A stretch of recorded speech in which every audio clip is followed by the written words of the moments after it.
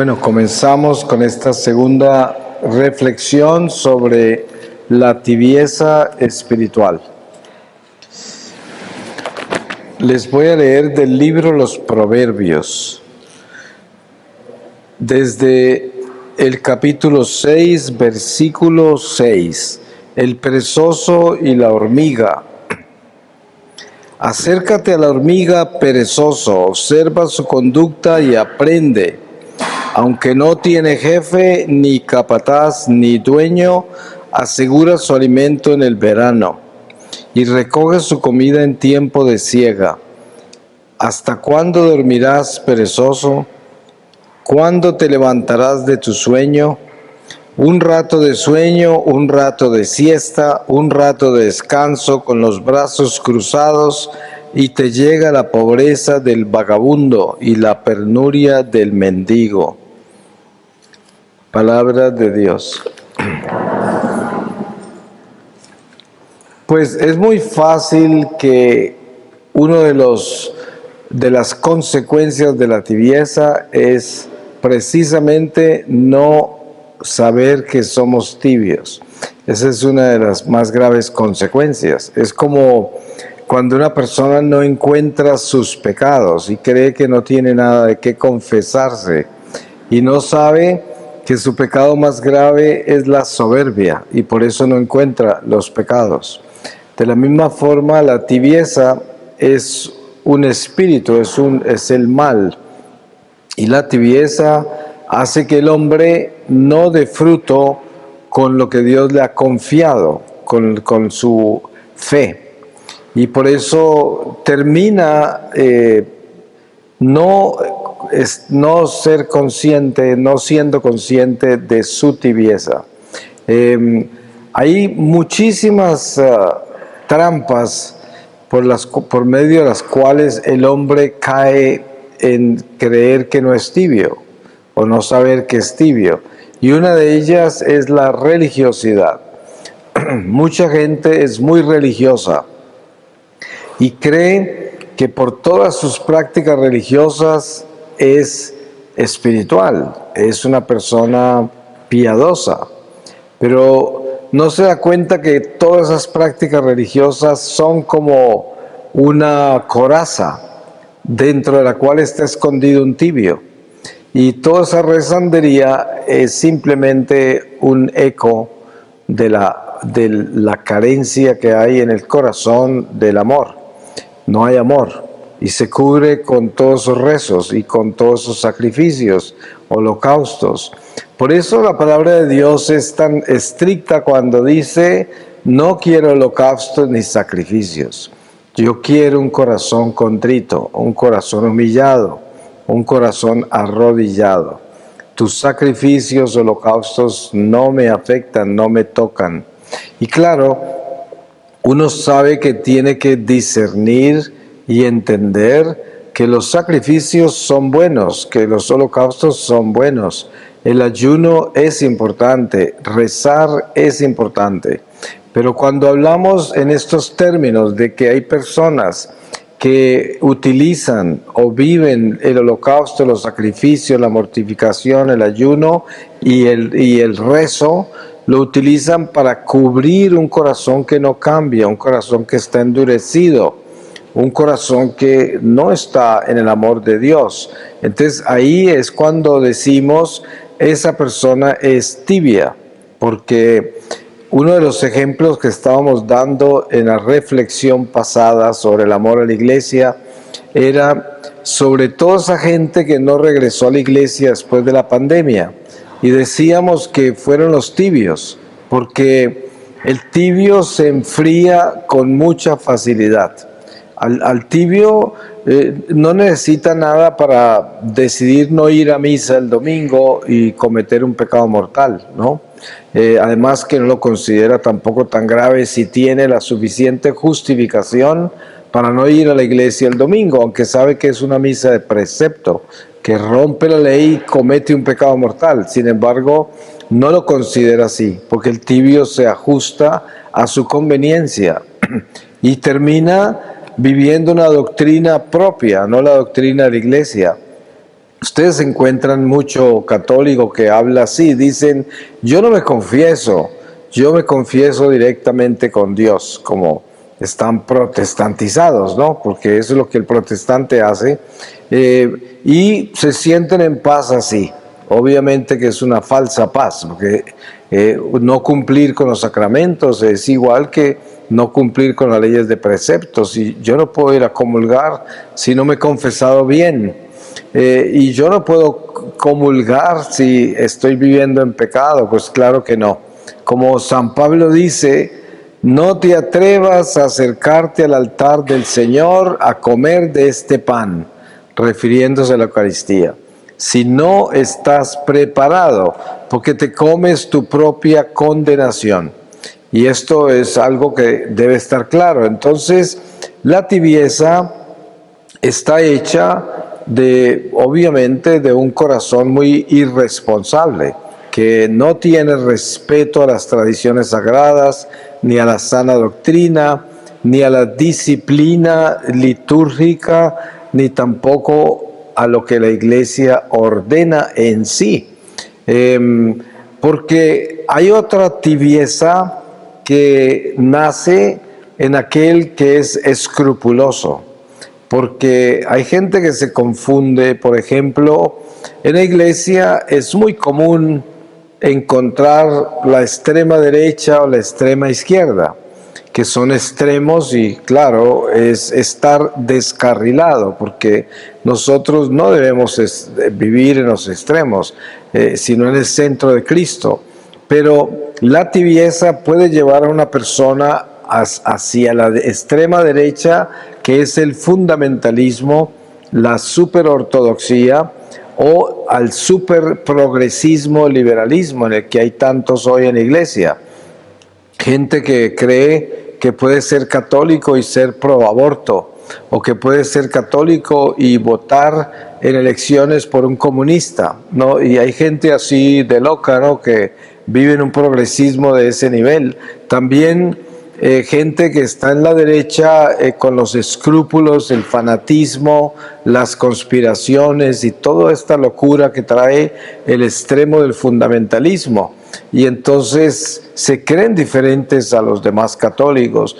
Esto es un nivel de tibieza, porque se retiraron del corazón donde palpita Jesús, el del Sagrado Corazón, que es un corazón que no está en los extremos, sino que está en el centro. La prueba está que ustedes ven toda la iconografía católica sobre la revelación de Jesús sobre su Sagrado Corazón, por ejemplo, a Santa Margarita María Alacoque, y usted se da cuenta que Jesús pide que ese corazón esté en el centro de él, en el centro, el corazón en el centro del Señor.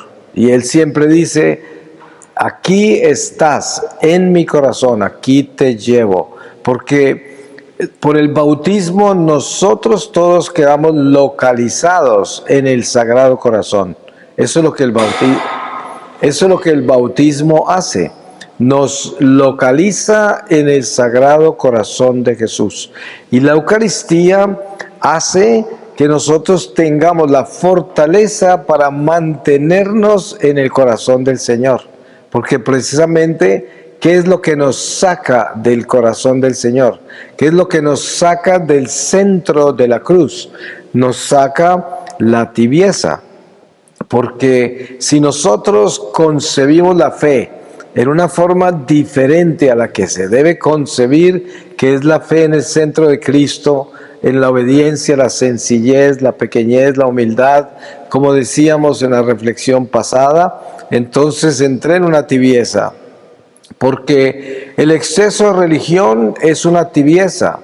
Ustedes han visto que hay gente que anda forrada en piedad, ¿no? Entonces las ve uno con mantillas hasta el piso, parece que sudaran agua bendita arrodillados cuando rezan.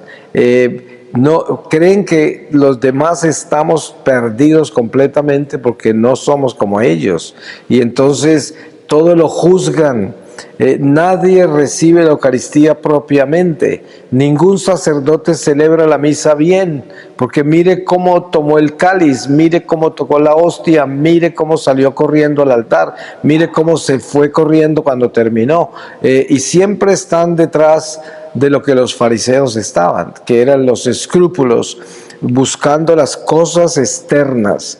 Esta gente que vive pendiente de las cosas externas siempre tiene el corazón maleado, porque son tibios. Pues la gente piensa que tibio es aquel que no ora bien, que no participa en la iglesia bien, y claro, también hay tibios así. Pero la tibieza es salirse del centro, donde está la verdad de Jesucristo, que está en la sinceridad, en la honestidad, en la sencillez, en la obediencia, en todo eso.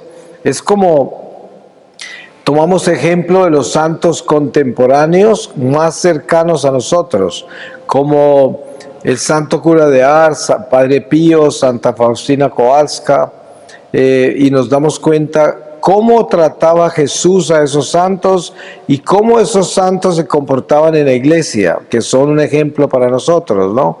Por ejemplo, el Padre Pío fue uno de los más perseguidos por su propia comunidad, por los mismos capuchinos, por los superiores desde Roma y los mismos capuchinos de su comunidad en San Giovanni Rotondo. Sin embargo, y el mismo obispo que cubría esa diócesis de San Giovanni fue el perseguidor más grande del Padre Pío. Solo que en el momento de la agonía del Padre vino a pedirle perdón. Pero ese obispo lo purificó con su persecución. Le prohibió por un tiempo no celebrar misa, no confesar, no comunicarse con nadie, no recibir a nadie. Y el Padre Pío siempre obedeció.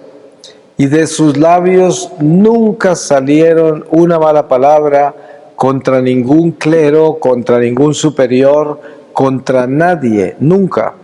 Y él siempre dijo que la purificación de su sacerdocio era su obediencia incondicional. Y dése cuenta de algo bien importante en esta enseñanza. Jesús sabía que Judas era ladrón. Jesús sabía que Judas no lo quería, era traidor. Porque Judas, cuando entró a caminar con Jesús, esperaba que Jesús fuera a liberar a los judíos de los romanos, porque él era como un guerrillero, junto con otros, los hijos del trueno, como se conocen, eran como guerrilleros, querían tumbar los romanos. Cuando Judas se fue dando cuenta que este Mesías no iba a hacer eso, comenzó a odiarlo y a buscar cómo eliminarlo. Y vemos el misterio de que Jesús le confía al ladrón el dinero. Jesús le confía al ladrón la logística de los caminos. Él era el que organizaba todo, Judas. Y uno se pregunta, si Jesús sabía que era ladrón, si Jesús sabía que ese hombre no lo quería, ¿cómo lo puede asignar a hacer las tareas tan íntimas e importantes del grupo y también el dinero que él mismo se robaba, ¿no? Porque la palabra lo describe como ladrón en una de las partes donde María Magdalena saca todos esos perfumes con que baña al Señor y se queja de que eso lo pudieran haber vendido por mucho dinero para darle a los pobres. Y la palabra dice que Judas dijo eso porque él era ladrón y era el que manejaba el dinero. O sea que está denunciado por la misma palabra, no es algo que nos inventamos nosotros. Pero la enseñanza, ¿cuál es? La enseñanza es que nosotros debemos cuidarnos mucho de no permitir que el diablo nos ponga una trampa y nos haga tropezar en Judas. Porque mire que ningún apóstol se tropezó en Judas. La prueba está que el Señor los protegió tanto de eso, que en la última cena, cuando Jesús dice que uno de ustedes me va a traicionar, ninguno sabía quién era. Todos decían, ¿seré yo, maestro? ¿Quién es? Y Pedro le dice a Juan, pregúntale al maestro quién es. Ninguno sabía. Así de inocentes estaban ellos sobre el traidor y sobre el ladrón. Obviamente Jesús sabía, pero la enseñanza detrás de esto es que para nosotros evitar la tibieza que llega a nuestro corazón por medio de la murmuración, por medio del juicio, porque en el momento que nosotros juzgamos a alguien en la iglesia, entramos en la tibieza, porque nos salimos del amor. Todo cristiano que se sale del amor queda tibio y se puede enfriar en cualquier momento porque rompe sus raíces con el Sagrado Corazón. Por eso nuestra relación con la Santísima Virgen María es tan importante, porque entender la maternidad de María es una ciencia. Aquí hay otro peligro. Mucha gente tiene una relación con María a través del rezo o a través de los intereses de la consagración o novenas que tienen un fin particular. Y entonces la relación con María es meramente religiosa, no es una relación maternal como de madre a hijo, sino una relación orante, que quiere decir una relación condicional. Yo le rezo a la Virgen para que la Virgen me proteja y recibir beneficios a través de ella. Ese es tener una relación religiosa con la Virgen. Esa relación no es mala, pero es tibia, es totalmente tibia. Porque precisamente el don del Inmaculado Corazón de María es el aprender a conocer el Sagrado Corazón de Jesús. Es el don del Inmaculado Corazón. ¿Por qué la Iglesia se ha ocupado en establecer estos dogmas marianos y llevar al pueblo de Dios a tener que creer en lo que la Iglesia establece como dogma? Ustedes saben que una vez que un dogma está hecho dogma, nosotros para ser católicos tenemos que obedecer ese dogma. Es como cuando usted escucha a un cura que desde el púlpito niega la existencia del purgatorio. Ese ya se convierte en un hereje, ese ya no es un cura, ese ya está en desobediencia y ha perdido todas sus gracias, ¿no? Lo mismo un cura que diga que Adán y Eva no existieron, igual, porque vienen de teologías masonas y vienen con errores teológicos gravísimos. Miren, mucha gente toma muy livianamente la idea de que Adán y Eva no existieron, porque mucho cura lo enseña, porque a ellos se los enseñaron en el seminario. Muchos catequistas en la iglesia fueron formados por teologías protestantes o teologías heréticas, y entonces predican eso. Pero des en cuenta el peligro que hay acá. Si Adán y Eva no existieron y no eran personas reales, entonces no hubo pecado original.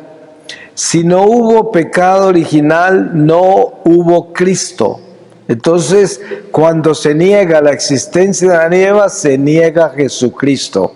Pero mucha gente dice, ay no, pues esa es otra teología, un concepto, una idea. No, esa no es una idea, esa es una herejía, porque lo que está tentando es contra la redención en Jesucristo. Porque si no hay pecado original, ¿qué vino Jesús a redimir? Entonces, ¿qué hace a Jesús redentor si no hay pecado? Entonces, ahí viene el demonio, cómo se disfraza. Y la tibieza puede llevar al hombre en la iglesia a creer todas esas cosas. Porque la tibieza hace que yo busque una iglesia liviana. Una iglesia que no sea pesada, una iglesia misericordiosa, una iglesia que no mencione la justicia.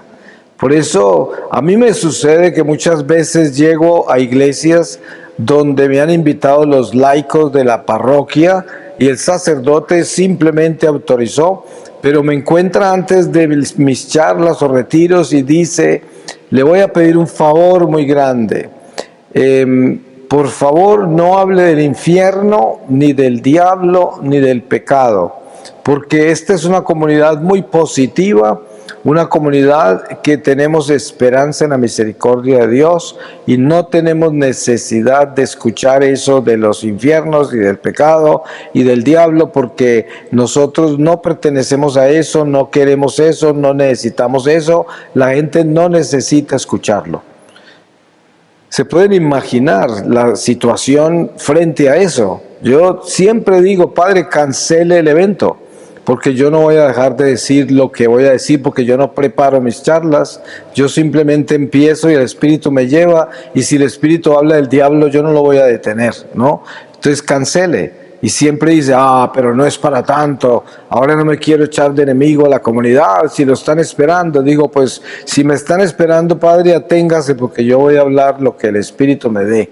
Y el Padre dice, pues me voy a rezar para que usted no mencione esas cosas. Digo, bueno, vamos a ver cuál de los dos dioses gana.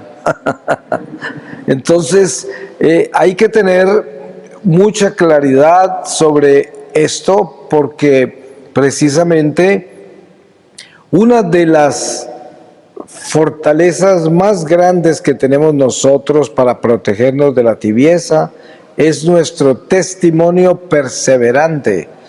Mucha gente se intimida para no testificar su fe. Padres de familia a veces, por no perder la amistad con los hijos, no los exhortan.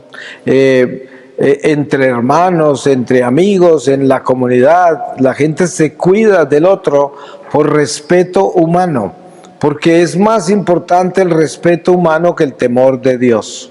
Y eso es tibieza. Precisamente la tibieza anida en un corazón que vive del respeto humano. Si usted por respeto humano no exhorta a su hijo que vive en pecado mortal, pues esa falta de temor de Dios no solo lo hizo un tibio, pero usted está viviendo pecados de omisión gravísimos que le pueden costar una situación muy complicada en su juicio personal si muere así. Y por eso hay que tener cuidado en la forma que nosotros caminamos con nuestra fe, para asegurarnos que estamos caminando rectos y en una forma sencilla. Hay ejemplos como este.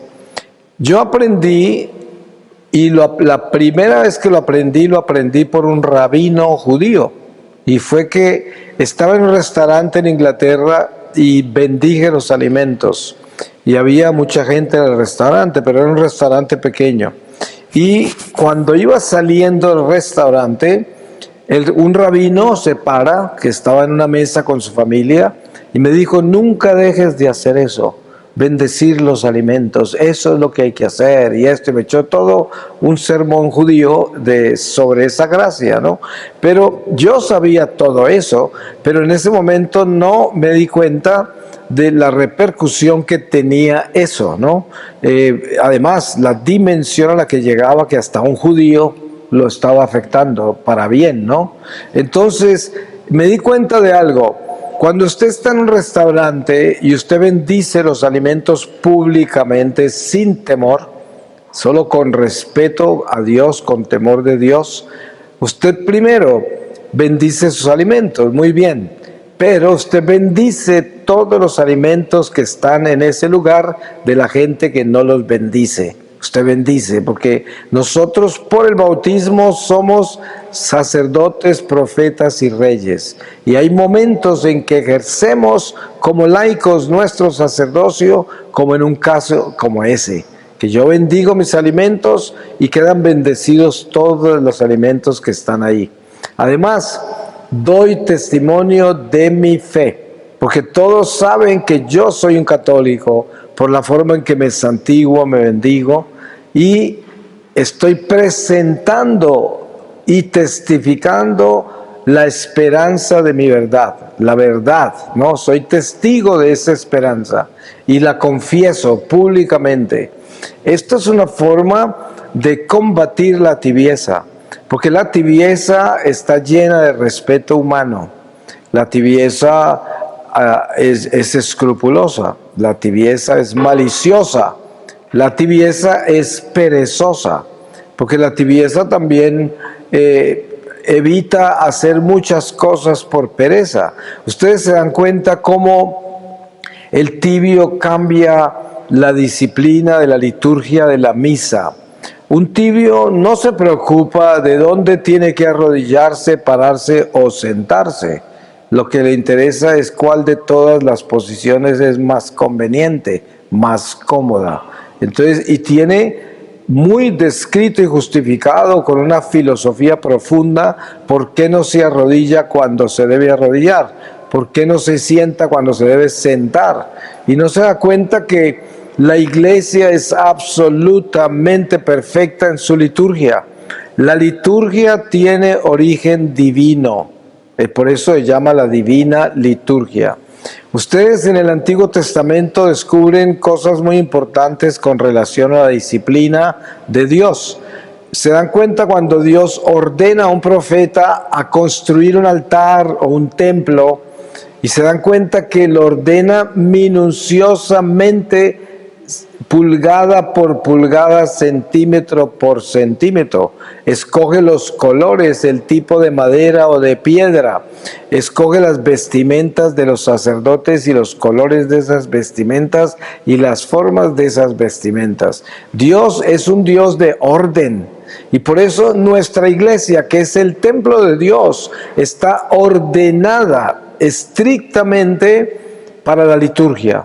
Entonces la misa tiene una disciplina y hay un lugar exacto de la liturgia donde yo me arrodillo, otro donde estoy de pie, otro donde estoy sentado.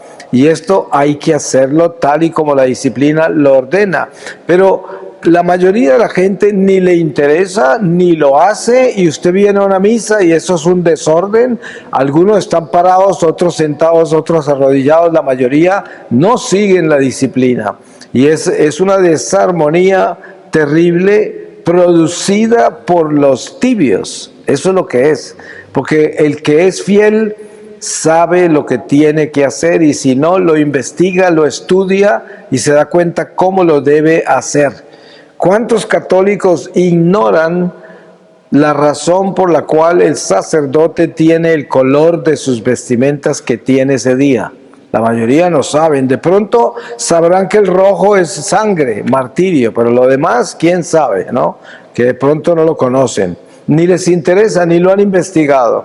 Y realmente todo eso tiene una razón de ser. Para saltar de la tibieza yo tengo que ordenarme. Yo tengo que saber lo que estoy haciendo y por qué lo estoy haciendo cuando estoy en la iglesia. Porque es la iglesia del Señor, y como lo decíamos, Dios es un Dios de orden. Extremadamente estricto y ordenado es el Señor. Por eso, cuando hablamos de la preparación que necesitamos para comulgar, estamos hablando de la preparación que necesitamos para confesarnos. Porque precisamente la preparación estricta para una buena comunión es una buena confesión. Y ese es el orden de Dios. Él todo lo tiene con etapas, con pasos, y así es como caminamos con Él. Y nos lleva directo a casa si nosotros obedecemos el orden de Dios. Y hay otra manifestación de la tibieza terrible, que es no ponerle atención a la palabra. Ustedes saben que mucha gente sale de la iglesia después de misa y no se acuerda de las lecturas. En California, con un sacerdote amigo hace muchos años atrás, hicimos unas encuestas para unas estadísticas que el sacerdote estaba organizando. Y entre esas estaba la verdadera presencia de Jesús en la Eucaristía y también las lecturas. Entonces, las misas de domingo en el atrio esperábamos a la gente que saliera y entrevistábamos gente y les preguntábamos: ¿me puede decir cuál fue la primera lectura? ¿O cuál fue el Evangelio? ¿O el Salmo? ¿O me puede decir si usted cree que Jesús está vivo en la hostia, en la Eucaristía? ¿Me puede decir si usted se confiesa? ¿Cada cuánto se confiesa? Se sorprenderían ustedes si les doy el resultado de esas estadísticas. Espantosas, como para ponerse a llorar. La gran mayoría de la gente no se acordaba de las lecturas. Y si se acordaban, empezaban a adivinar. Ay, ¿qué fue?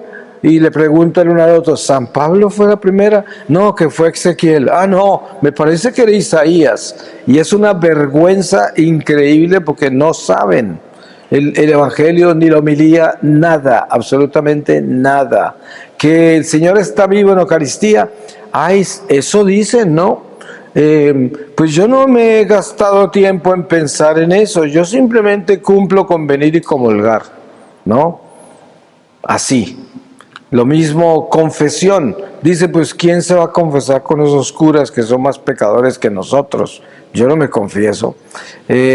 Y así es más o menos la navegación del tibio. Navega así por la iglesia, en esa forma. Es una forma espantosa porque precisamente la liturgia de la misa tiene gracias desde que el sacerdote se está vistiendo en la sacristía. Desde ahí comienzan las gracias.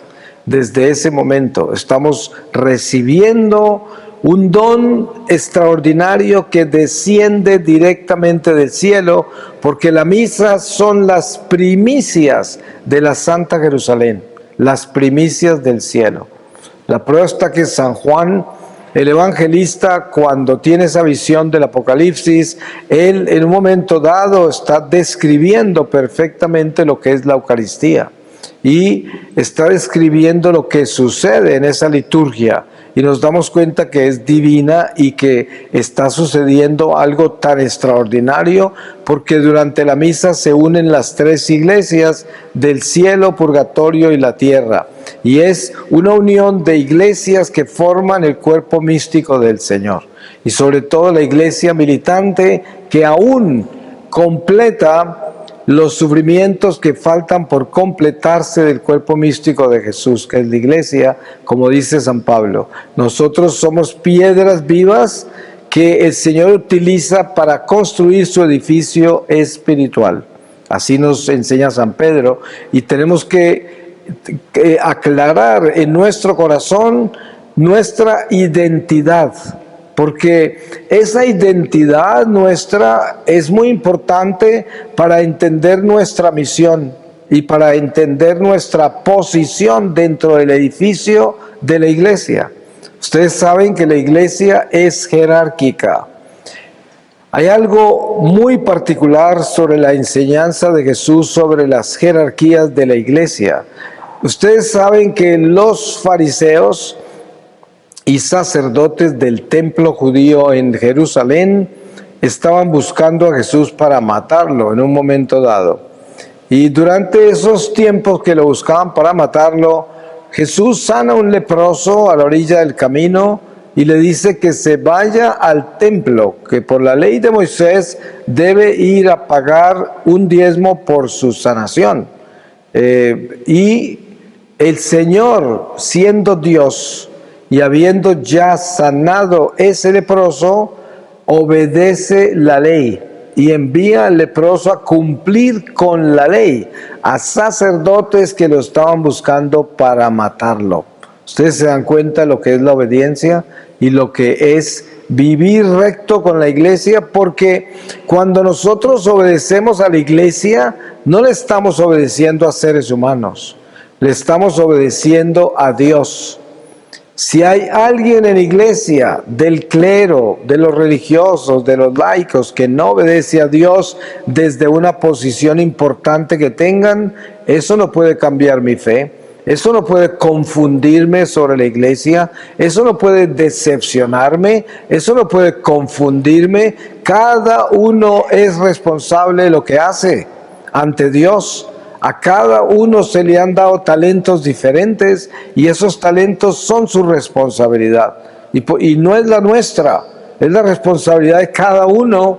Entonces, la tibieza precisamente es aquella que anida en el escrúpulo y en el juicio y siempre está mirando lo que está haciendo el otro. Ese es el tibio. El tibio es un chismoso. El tibio vive pendiente y no le gusta la forma en que el cura celebra, o en la forma en que habla el obispo, o en la forma en que habla el papa, o en la forma en que habla el vecino, el parroquiano. Y todo lo tiene en confusión a propósito, porque desde esa confusión crea división. Ese es el tibio. La tibieza está hecha de eso, de confusión, porque el tibio es un perezoso. Eso es lo que simplemente es. Ustedes saben que al perezoso le molesta que el otro trabaje, ¿no? Entonces, si uno viene a insinuar cualquier tipo de actividad, cualquier tipo de misión, el tibio, para no tener que trabajar, lo va a convencer a usted que eso no es necesario, ¿sí? Eso hace un cura perezoso, un religioso perezoso, un laico perezoso. Va a tratar de atajarlo a usted para que no haga lo que tiene que hacer, porque lo perjudica a él, porque termina haciéndolo quedar mal. Miren ustedes que en las diócesis hay fenómenos muy graves que son la persecución a sacerdotes que son muy santos y muy ungidos. Un sacerdote entre más santo, mejor pastor. Y es celoso por sus ovejas. Entonces es un sacerdote muy activo, está lleno de amor y quiere enriquecer la parroquia con todo lo que Dios permite, porque la parroquia está rica en dones y carismas de Dios. Un cura que sea bueno puede encender una parroquia y convertirla en un poder increíble de conversiones, de un poder increíble de oración. No hay límite de lo que pueda hacer un sacerdote bueno. La prueba está que un sacerdote santo hace temblar los mismos infiernos. Pero ¿qué sucede? Que todos los sacerdotes perezosos de la diócesis van a odiar al sacerdote bueno porque los hace quedar mal. Porque ese sacerdote da tanto fruto que los demás dicen, ¿y estos otros por qué no dan fruto?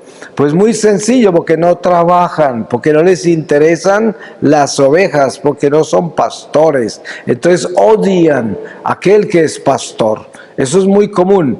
Esos sacerdotes de los cuales hablo yo son tibios, precisamente, son perezosos, están mundanizados y son un lunar en la iglesia. Entonces, esta es una piedra en el zapato de la cual tenemos que cuidarnos. Porque ¿qué quiere el diablo? El diablo quiere que el pueblo que sí es fiel peque contra el perezoso y peque contra aquel que no está haciendo las cosas bien, o que está diciendo lo que no debe, o que está enseñando lo que no debe. Entonces yo estoy en peligro de pecar por culpa de ese, porque eso es lo que el diablo quiere. Y ahí es donde tengo que cuidarme, porque mi tibieza puede llegar a sucumbir en brazos de una crítica como esa, ¿sí? O sea que me vuelvo tibio después de que era fiel. Así es como el diablo nos hace tibios, seduciéndonos a odiar a aquel que no hace lo correcto. Entonces yo me considero más santo, más recto, más obediente, y todos los demás no lo son. Entonces yo estoy dividido porque estoy seleccionando la gente en la iglesia. Y esto es lo que pasa. Miren todo lo que nació con la pandemia. Es increíble. Antes de la pandemia yo, al final de los retiros, siempre teníamos una sesión de preguntas.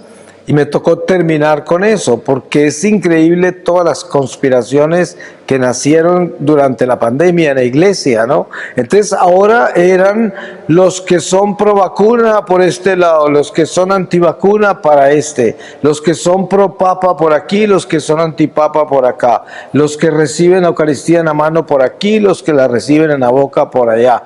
Y es como un infierno. Entonces, si uno está de un lado o del otro, de todas maneras pierde, porque se echa de enemigo un grupo de personas, ¿no? Ah, usted se vacunó, oh, no sabe qué es el diablo, ah, usted no se vacunó, ay, usted no sabe, y así es como el diablo actúa.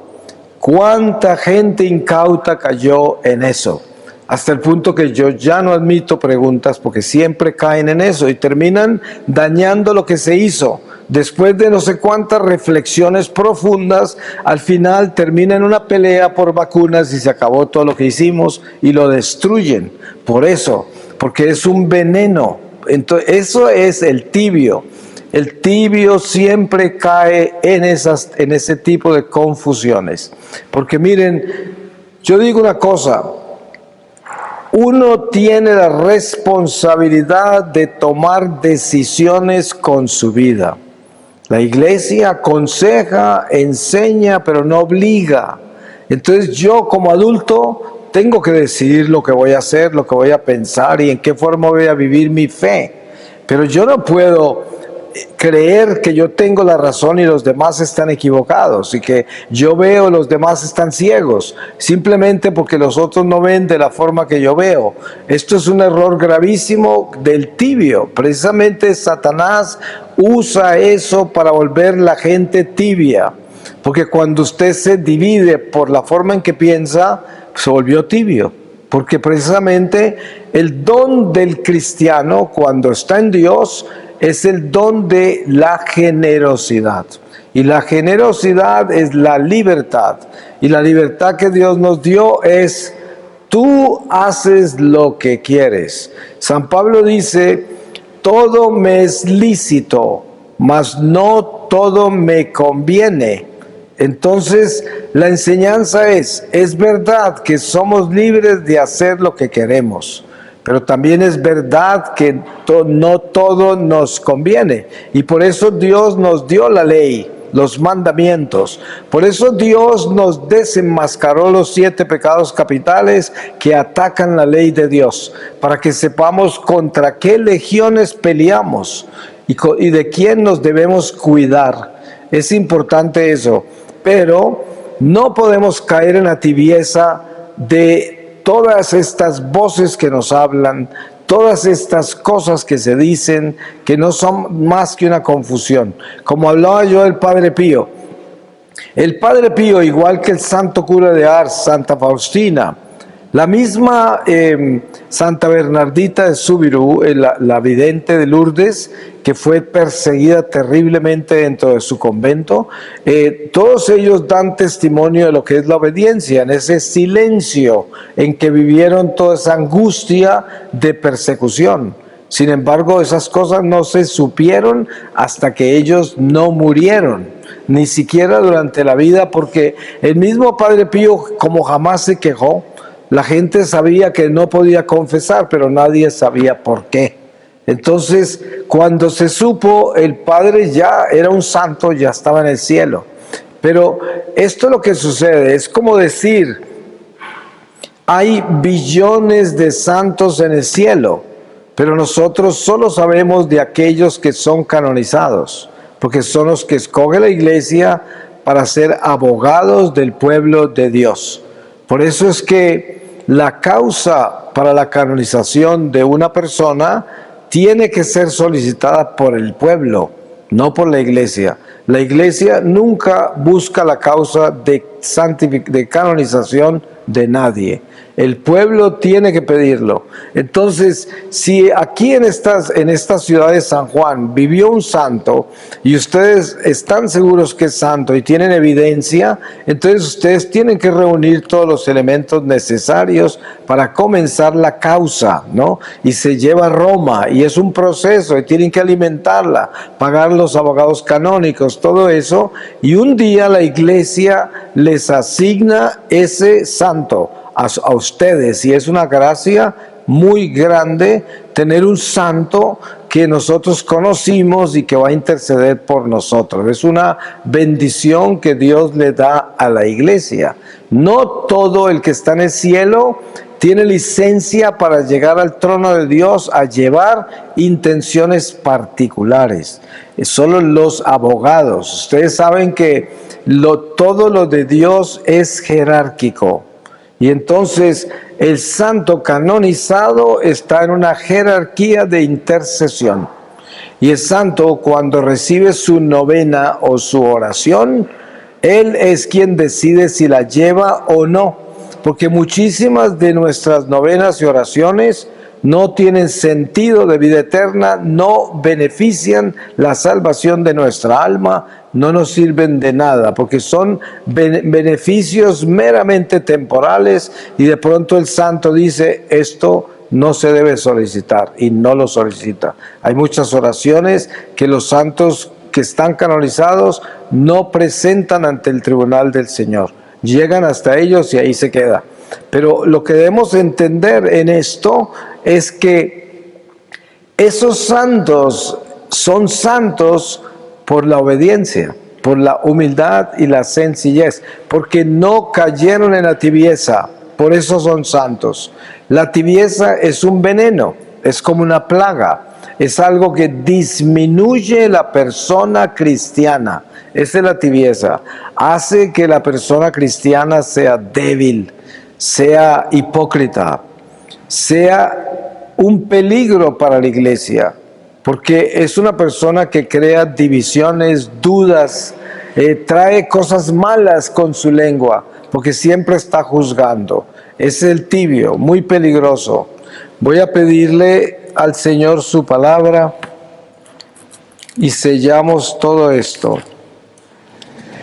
Voy a leerles a ustedes de la epístola de San Judas y les leo. Esta es una sola carta, o sea, es un solo capítulo, y esta parte se llama su perversidad. Ay de ellos, porque se han ido por el camino de Caín, y por un salario se han abandonado al descarrío de Balaán, y han perecido en la rebelión de Coré. Estos son una mancha cuando banquetean desvergonzadamente en vuestros ágapes y se apacientan a sí mismos. Son nubes sin agua, zarandeadas por el viento, árboles de otoño sin frutos, 2 veces muertos, arrancados de raíz. Son olas salvajes del mar que echan la espuma de su propia vergüenza. Estrellas errantes a quienes está reservada la oscuridad de las tinieblas para siempre. Enoc, el 7º después de Adán, profetizó ya sobre ellos. Mirad, el Señor ha venido con sus santas miríadas para realizar el juicio contra todos y dejar convictos a todos los impíos de todas las obras de impiedad que realizaron y de todas las palabras duras que hablaron contra él los pecadores impíos. Estos son unos murmuradores, descontentos de su suerte, que viven según sus pasiones, cuya boca dice palabras altisonantes, que adulan por interés. En cambio vosotros, queridos, acordaos de las predicciones de los apóstoles de nuestro Señor Jesucristo. Ellos os decían: al fin de los tiempos aparecerán hombres sarcásticos, que vivirán según sus propias pasiones impías. Estos son los que crean divisiones, viven una vida solo natural sin tener el Espíritu. Pero vosotros, queridos, edificándoos sobre vuestra santísima fe y orando en el Espíritu Santo, manteneos en la caridad de Dios, aguardando la misericordia de nuestro Señor Jesucristo para la vida eterna.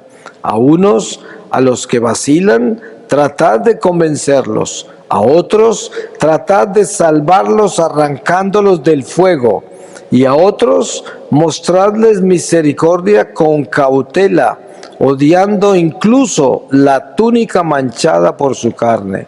Palabra de Dios.